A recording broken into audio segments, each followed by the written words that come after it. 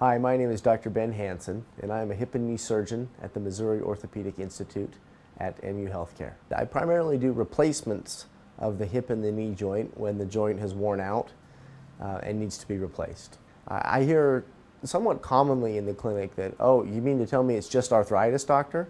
That doesn't make a whole lot of sense to me because arthritis can put people in wheelchairs and it can cause a severe amount of pain and disability. I think a lot of people get frustrated and depressed because they've dealt with the pain for so long and they lose hope.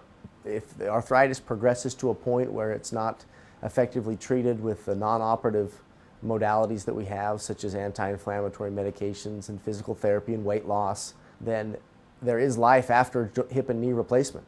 They don't have to live with the pain from arthritis forever. So when I went through medical school, I wanted to go into orthopedic surgery because of the outcomes that we see and the ability to help somebody get their life back and go back to those activities that bring joy and happiness to them.